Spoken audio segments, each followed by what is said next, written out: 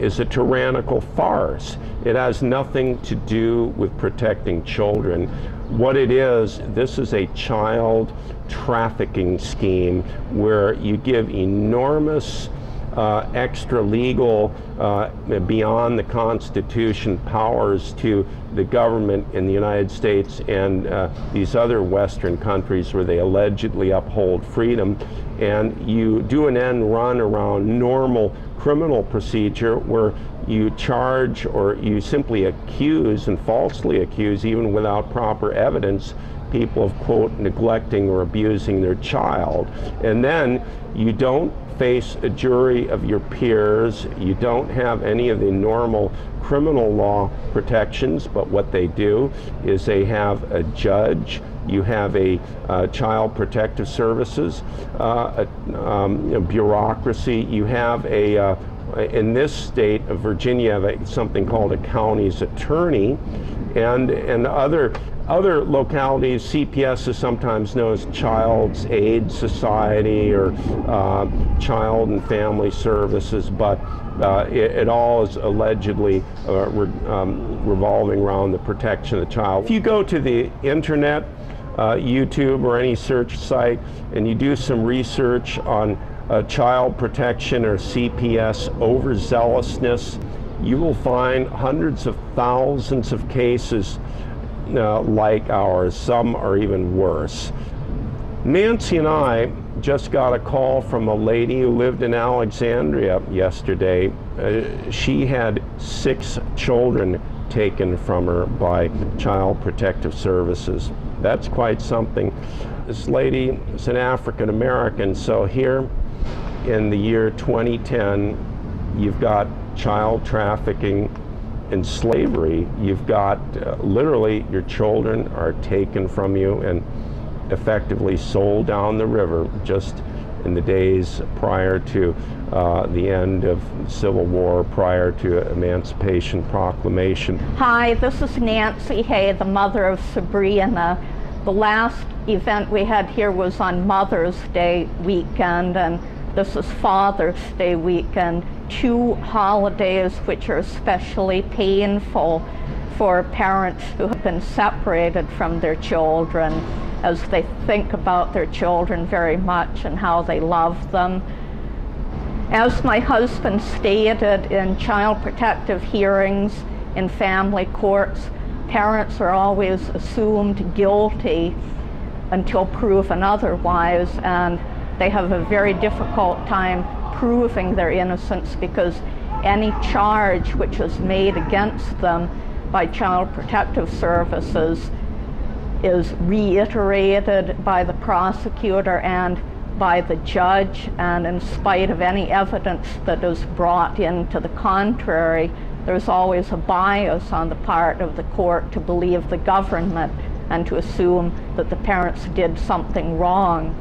This was evidenced in our case by the fact that I was always assumed to be an autistic mother who was unable to read the cues of my daughter, and my husband accused of being potentially a violent parent, even though he has no criminal record and has never been charged with any violent crimes. The charge of autism against me was greatly overrated by Child Protective Services. They accused me of having Asperger's syndrome, which was later proven to be a misdiagnosis. I was diagnosed with a much milder learning disability, pervasive developmental disorder not otherwise specified. At any rate, experts who worked with myself, my husband, and Sabrina testified that this condition did not make it unable for me to relate to my daughter or respond to her needs, and also that Child Protective Services blatantly discriminated against me based on this diagnosis, because even parents who do have learning disabilities and other disabilities are not supposed to be discriminated against under the Americans with Disabilities Act. They're supposed to be provided with the services needed to help them.